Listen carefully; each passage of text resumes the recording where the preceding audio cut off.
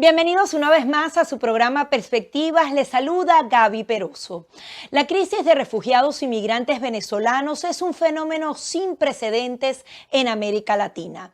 Más de 7 millones de venezolanos han tenido que abandonar su nación de manera forzada y se encuentran en todas partes del mundo.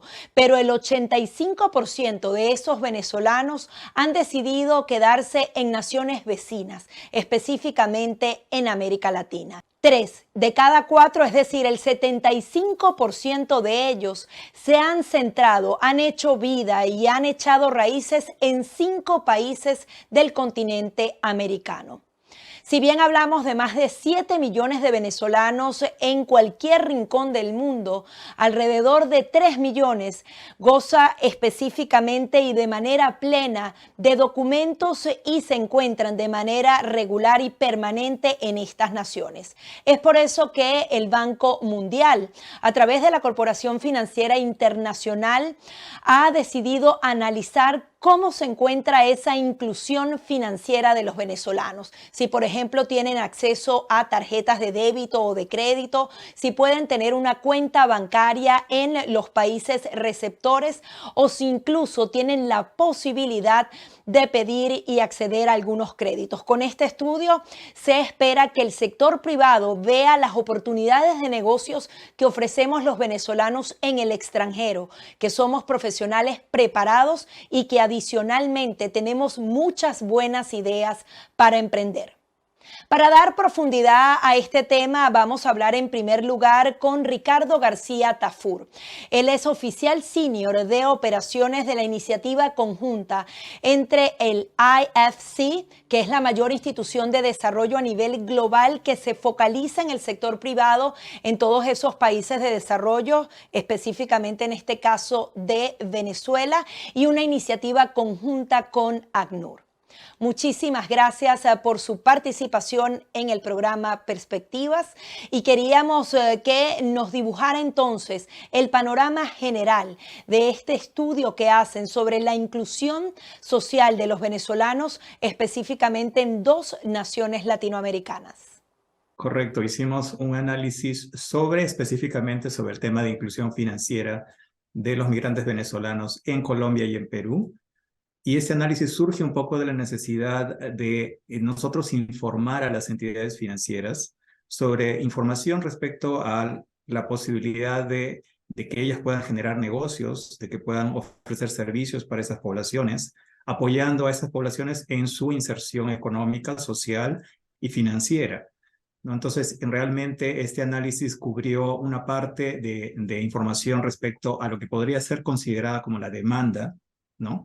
Saber un poco los perfiles, las características, las necesidades financieras, también los puntos de dolor que tienen estas poblaciones cuando se acercan a las entidades financieras a solicitar algún servicio y al mismo tiempo también entender qué le hace falta a las entidades financieras para poder acercarse mejor a estos segmentos. Este análisis, como mencioné, fue realizado en Colombia y Perú el año pasado. Yo puedo brindar algunas informaciones así críticas que podrían ser interesantes para la audiencia. Por favor. Básicamente lo que queríamos nosotros era romper algunos paradigmas que existen, ¿no? Que existen respecto a estas poblaciones. A veces se entienden que esas poblaciones no tienen intención de permanencia en el país de acogida, no están formalizados, no están trabajando y básicamente están viviendo de subsidios o no tienen experiencia con servicios financieros. Era todo lo contrario. Lo que encontramos aquí es que existe una gran intención de permanencia. Por ejemplo, en el caso de Colombia, 96% de la población que entrevistamos mencionó que tiene intención de quedarse en Colombia. También son conscientes de la importancia de tener sus papeles en regla. Más o menos de los 5 millones de personas que se encuentran en los países vecinos a Venezuela, casi 3 millones o más de ese número ya tienen acceso a documentación, ¿no? Al mismo tiempo también están trabajando activamente o buscando fuentes de ingresos. En el caso de Colombia, por ejemplo, la tasa de desempleo de la población migrante es muy similar a la tasa de desempleo de la población colombiana. Y también lo que encontramos muy sorprendentemente es que esta población ha tenido una amplia experiencia con uso de servicios financieros en Venezuela. Cuando vemos las cifras del Global Findex, que es un database que hace el Banco Mundial anualmente, hemos encontrado que en el 2017 73% de la población venezolana estaba bancarizada. Entonces, nosotros recogíamos esa información para poder informar a las entidades financieras y hacerles saber de que existe un potencial de negocio en poder atender a estas poblaciones. La migración venezolana destaca, entre otras, en todos estos estudios, es por su preparación profesional, porque tienen educación financiera. Quería que nos dijera si esto realmente fue ratificado en este estudio hecho por el Banco Mundial. Correcto. En particular, la población venezolana viene con un nivel de educación más alto. Si vemos en Colombia, por ejemplo, la mayoría, el 30% ya tiene acceso a educación superior, comparado con un 26% de la población colombiana. En el Perú, 31% de la población llega ya con nivel de educación superior, ¿no? Y al mismo tiempo también es una población económicamente activa. Estamos hablando de población muy joven, ¿no? Que va más o menos entre los 18 y 50 años y con una gran mayoría entre los 18 y 31 años, ¿no? Puede ser fácilmente empleada, puede ser fácilmente insertada, y como tú colocaste, pues viene con educación también, con habilidades. Y quisiera mencionar básicamente en la experiencia que hemos tenido con emprendedores en particular, conociendo que tampoco el emprendedorismo es algo muy típico de la sociedad venezolana. Muchas de esas personas lo que hacen es buscan estrategias para poder emprender, identifican vacíos en el mercado, traen productos diferenciados y se distinguen respecto a otros emprendedores locales, ¿no? De esa manera también las entidades financieras han reconocido esto y algunas de ellas han empezado a atender a estas poblaciones que generan sus propios negocios, ¿no? A lo largo de 2 décadas, las olas migratorias de venezolanos han venido variando poco a poco. Hay quienes aseguran que los primeros migrantes estaban mucho más preparados y también gozaban de más recursos económicos. Algunos de ellos podían resistir varios meses sin tener un empleo y habían otros que incluso tenían cifras considerables de dinero para invertir en esos países de acogida. Coméntenos un poco sobre esos diferentes características de las olas migratorias de los venezolanos y si fue considerado en este estudio hecho por el IFC del Banco Mundial. En cierta forma, sí, y es correcto lo que tú mencionas, ¿no? Los primeros flujos migratorios fueron personas que tenían algún tipo de sustento para poder hacer ese viaje rápidamente, antes de que hubieran estos problemas, ¿no? En el país de origen. Y luego aparecen los otros grupos que han tenido menos oportunidades económicas o les cuesta un poco más poder mudarse, ¿no? Y en lo general, esos grupos han estado mudándose a países vecinos. Tú mencionas Estados Unidos. Los grupos que han tenido más afluencia de ingresos han podido mudarse a Estados Unidos, han podido mudarse a Europa, pero aquellos que no, lo que les queda es básicamente poder mudarse a los países aledaños, ¿no? Y lo hacen a través de tierra, no necesariamente a través de transporte aéreo, en muchos casos pasando por diferentes situaciones, ¿no? A veces a pie. Nosotros vemos ahora lo que está pasando en el flujo migratorio de venezolanos hacia Estados Unidos, pasando por el Darién, ¿no? En Panamá, por Centroamérica, y luego siendo un poco también sujeto a tráfico humano y a situaciones muy complejas, ¿no? De criminalidad que existen en esas regiones por hecho del narcotráfico y otro tipo de actividades criminales. Entonces, es correcto lo que tú dices. En cierta forma, no lo abordamos comparando los diferentes flujos migratorios, pero somos conscientes de que la mayoría de personas que han migrado a los países aledaños o vecinos realmente han tenido menos recursos en la última ola migratoria para poder hacerlo a países más alejados y con mayores oportunidades económicas. Este estudio puede verse desde 2 aristas distintas. En primer lugar, las recomendaciones que pueden hacer a los gobiernos para que den más herramientas a esos venezolanos para que tengan la documentación necesaria para ser parte entonces de la bancarización en cada uno de esos países. Y por otro lado, las oportunidades que puede tener el sector privado de este mercado de profesionales, de venezolanos en general, que pueden integrar de manera efectiva a los diversos negocios en cada uno de esos países. Mira, nuestro informe estaba muy dirigido hacia el sector privado. Nosotros en IFC, que es la Corporación Financiera Internacional como parte del Grupo Banco Mundial, tenemos un enfoque al desarrollo, a la reducción de pobreza, involucrando al sector privado. En este caso quisimos informar a las entidades financieras. Pero hay un ángulo ahí que obviamente también corresponde a los gobiernos, como tú mencionaste, que es la parte regulatoria, ¿no? La parte regulatoria en varios aspectos, en términos de la documentación, que es lo más importante, porque una persona sin documentación no tiene acceso a ningún tipo de servicio, sea público o privado. Y segundo, también permitiendo de cierta forma, un ambiente de negocios favorable para que la empresa privada, en este caso las instituciones financieras, puedan tener la posibilidad de poder otorgar servicios de una manera conducente, de una manera que también no genere un riesgo, ¿no?, para estas poblaciones. Entonces, nuestra recomendación sería esa, tanto para el sector privado, que tengan interés en estas poblaciones porque representa un potencial de negocios, un potencial de mercado, como para el sector público, que de cierta manera también expresando un poco la necesidad del sector privado de poder atender a estas poblaciones, que exista un marco regulatorio y también que existan las bases para que esas poblaciones puedan tener acceso a documentación.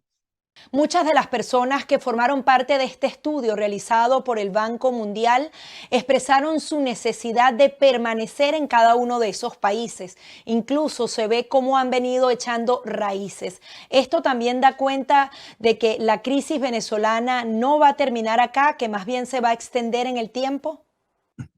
Mira, ¿qué sucede? Muchas de las personas que emigran, se establecen y empiezan a adquirir activos, a adquirir redes también, ¿no? Eso genera esa adhesión, esa adherencia. Y en muchos casos, y también hemos observado en ese estudio, que ya las familias se han reunificado. Quiero decir, los dependientes de esas personas que emigraron la primera onda, la primera ola, disculpa, ya se han reunificado con sus dependientes, ¿no? La mayoría de los hijos de estas personas ya están también en edad escolar y también están inscritos en las escuelas. Entonces, determina de cierta forma unos factores de estabilidad que también son muy importantes para las entidades financieras, porque nadie va a prestar a alguien que tiene intención de no quedarse en el país, ¿no? Porque las entidades tienen que, obviamente, hacer una cobranza, etcétera, y obviamente eso obliga a poder determinar de que va a haber una estabilidad de permanencia. Ahora, si tú me preguntas si las personas se piensan quedar o no respecto a la situación en Venezuela, eso es algo que no se puede predecir, estamos observándolo, pero también somos conscientes de que es una situación que al mismo tiempo, si el régimen o el enfoque económico que tiene el régimen cambia, no va a ser algo inmediato y mucha gente no va a regresar inmediatamente tampoco, ¿no? Son parte de las conclusiones de este informe hecho por el Banco Mundial sobre la inclusión financiera de los venezolanos en el extranjero como migrantes o refugiados.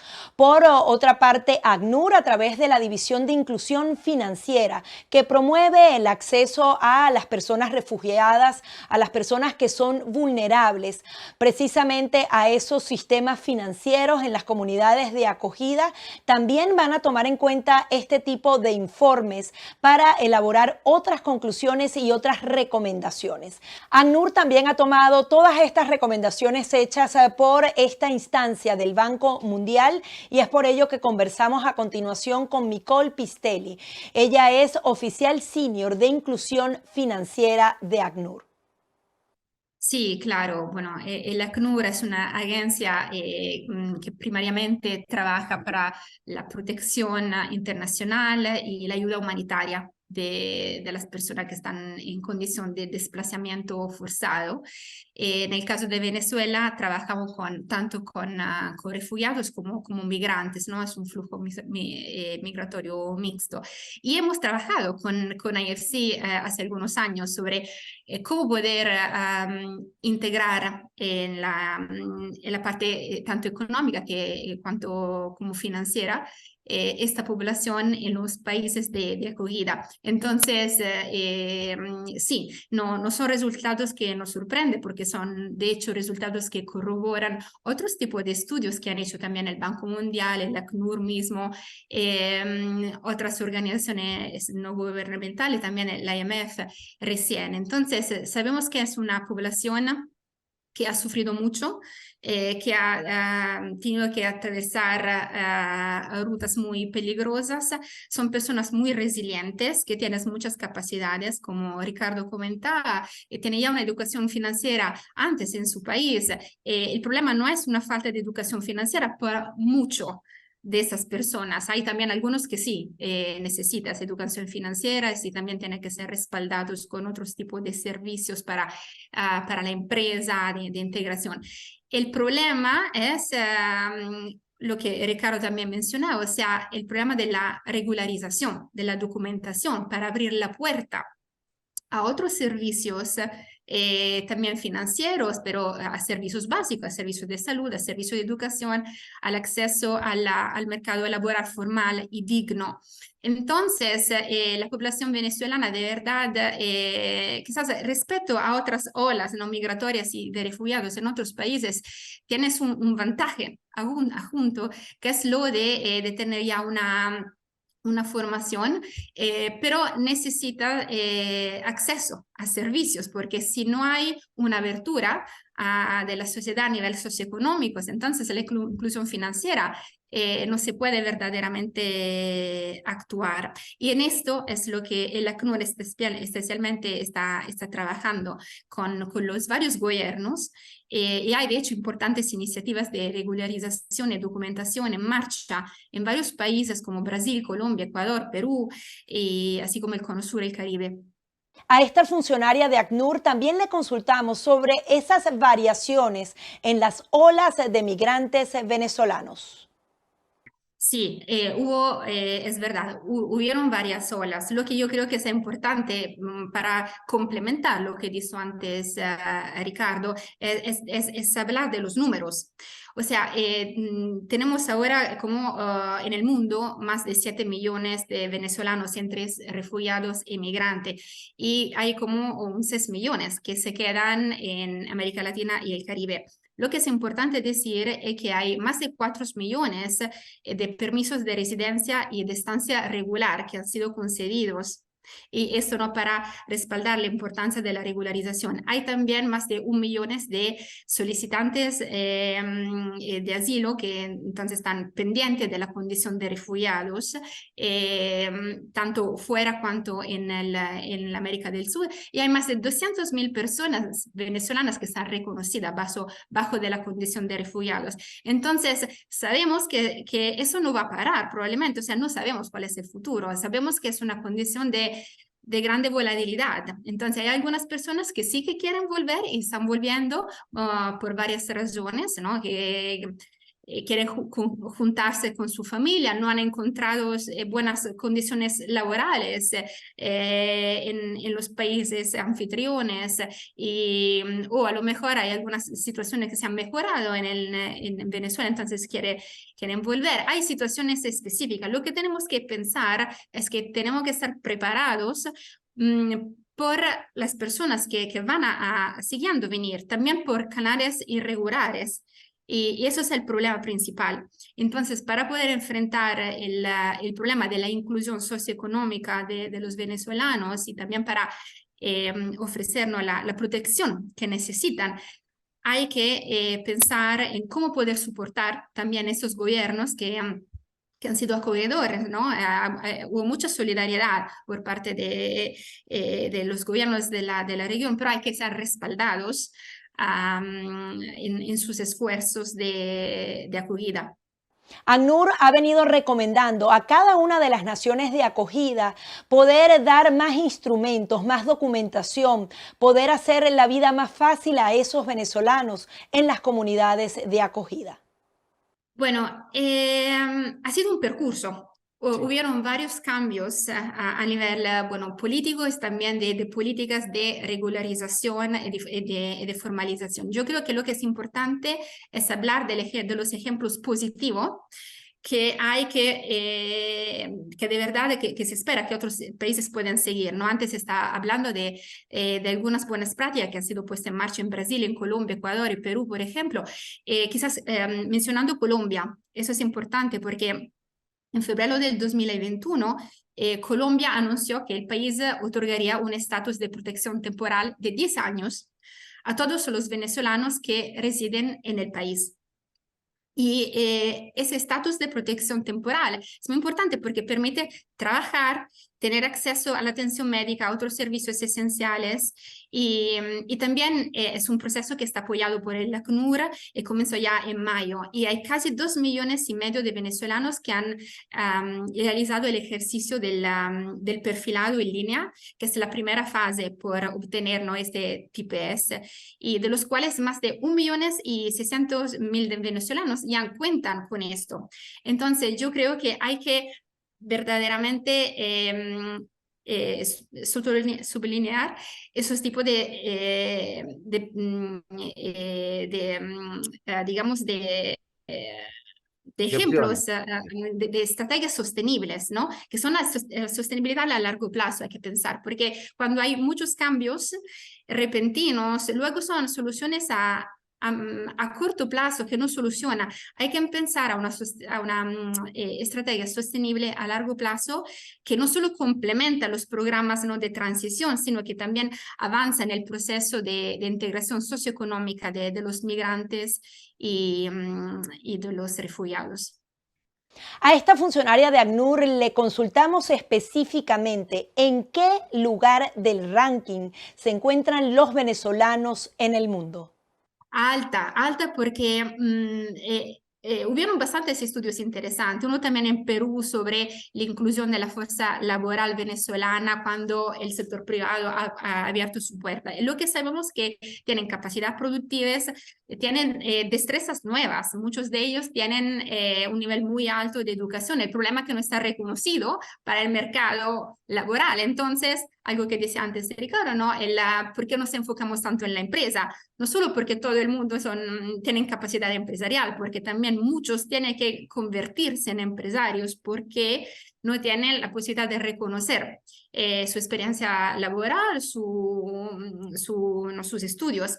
Y lo que es cierto es que son personas, como decía antes, que han tenido que superar múltiples adversidades en su camino y tienen una fuerza emocional, una resiliencia, algunas destrezas de capacidad de adaptarse a estos contextos que son de verdad muy importantes, yo creo, para no solo el crecimiento económico de los países anfitriones, sino también para desarrollar el capital humano en la región. Estas son algunas de las recomendaciones y conclusiones hechas por ACNUR y el Banco Mundial en esta iniciativa por darle más herramientas a los venezolanos en el extranjero, que tengan la posibilidad de tener una tarjeta de débito o de crédito, que puedan justamente acceder a créditos hipotecarios para poder entonces echar raíces en cada una de esas naciones o que simplemente tengan acceso al sistema financiero global. Hasta aquí nuestro programa Perspectivas.